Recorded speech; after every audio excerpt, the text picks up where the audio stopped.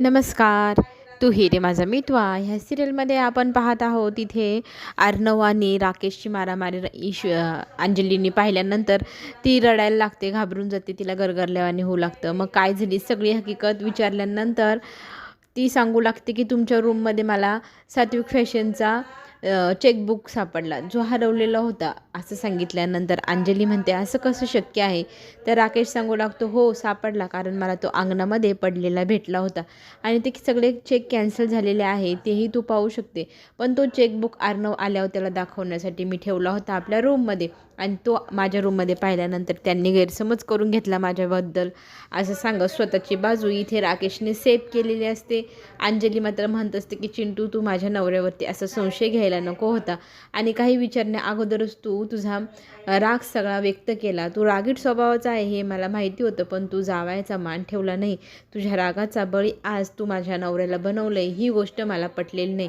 तेव्हा तो ताईला सॉरी म्हणू लागतो, पण ताई त्याला न जुमनता त्याला न बघताच तिच्या बेडरूमकडे निघून जाते. ती तिकडे निघून गेल्यानंतर अर्णवला आता प्रश्न पडतो ताईशी नक्की कसं बोलावं. ताईला तर फारच वाईट वाटलेलं असतं.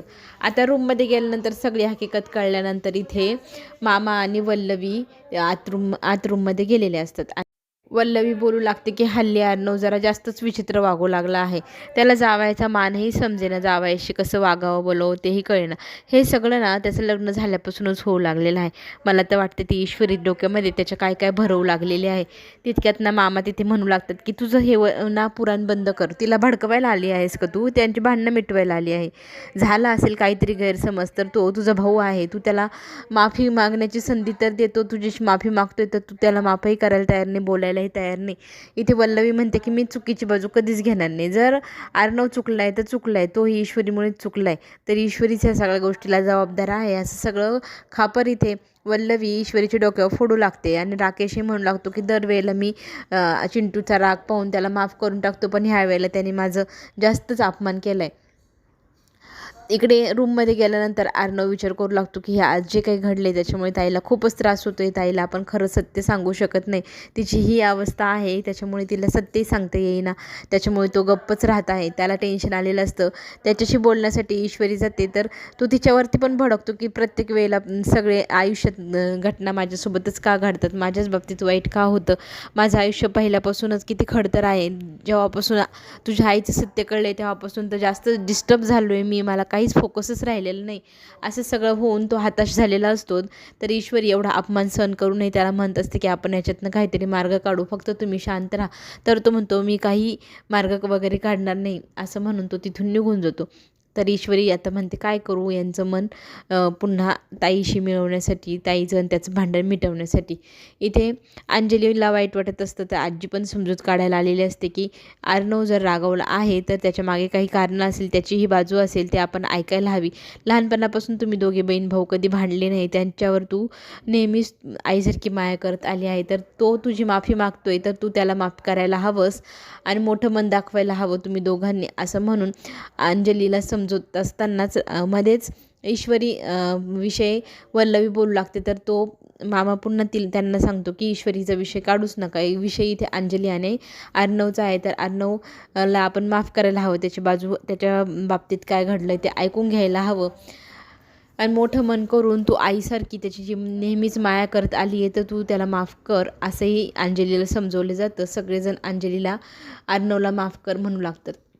अर्णव इथे रागावलेला असतो. ईश्वरी त्याच्याशी बोलत असते की आपण ताईजवळ जाऊ, ताईला काहीतरी सांगून ताईचं मन आपण पुन्हा एकदा चांगलं करूया, तिला वाईट वाटत असेल तर. इथे अर्णव म्हणू लागतो की दरवेळेला मीच सगळ्यांची समजूत काढायची, मीच सगळ्यांशी बोलायचं, माझ्याच्याने हे काही होणार नाही, मला थोडासा ब्रेक हवा आहे, थोडा वेळ मला एकटं राहू दे असं म्हणत अर्णव तिथून निघून जातो. अंजली सारखी रडत असते. पहिल्यांदी अर्णवसोबत तिचं एवढं भांडण झाले तर ती रडत असताना राकेश तिला खतपाणी घालत असतो की तू कशाला सारखी सारखी रडत आहे, आपल्या बाळाचा विचार कर, बाळासाठी तरी रडू नको, शांत हो असं म्हणत तो तिला आणखी जास्त रडायला भाग पाडू लागतो.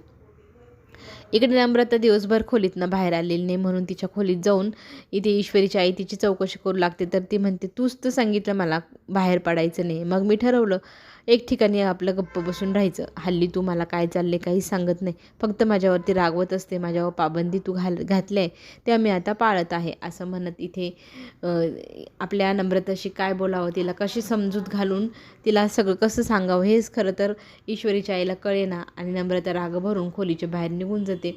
आता ह्या बाबतीत काय करावं म्हणून नम्रताच्या बाबतीत तर ईश्वरीशी बोलावं म्हणून तिने ईश्वरीला फोन लावलेला असतो. ईश्वरीची आई तिला विचारू लागते की काय चाललं आहे, तर ती सांगू लागते की मी खीर बनवते. तर खीर कशासाठी, तर नात्यांमध्ये आलेला कडूपणा काढण्यासाठी. मग काय झाले म्हणून खोदून तिची आई तिला विचारू लागते. तर ती सांगू लागते की घरात भांडणं झाली, राकेशने असा पराक्रम केला आहे आणि त्याच्यामुळे इथे बहीण भावांमध्ये गैरसमज निर्माण झाला, दोघंजणं एकमेकाशी बोलत नाही.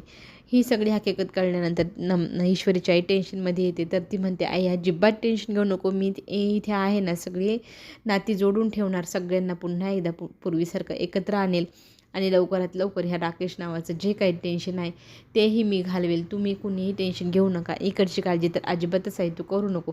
तिकडे काय चाललं आहे तर ती सांगणार असते, पण मध्येच बघते की ईश्वरीच्या मागे आधीच एवढं टेन्शन, तर ती सांगत नाही.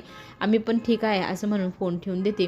इथे ईश्वरी घरातल्या सगळ्यांसाठी खूप छान खीर बनवते आणि आता सगळ्यांना बोलवायला जेवायला गेलेली असते. सगळेजण आलेले असतात, अंजलीताई पण आलेली असते.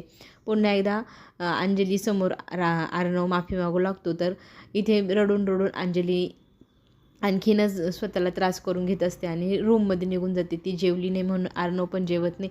दोघंही त्यांच्या खोलीत येतात. इथे ईश्वरी अर्णवच्या मागे मागे येते आणि म्हणते, तुम्ही जेवले नाहीत तर मी पण जेवणार नाही. तर तो म्हणतो, का मला त्रास देते, तू जा आणि तुझं जेव. तर ती पुन्हा त्याच्याशी चेष्टा मस्करी करून त्याचं मन हलकं करण्याचा प्रयत्न करू लागते. तितक्यात आकाश येतो आणि अंजलीताई असं म्हणतो, आता अंजलीवरती काहीतरी मोठं संकट आलेलं आहे, ते काय असेल ते पाहण्यासाठी आपण पुन्हा भेटूया.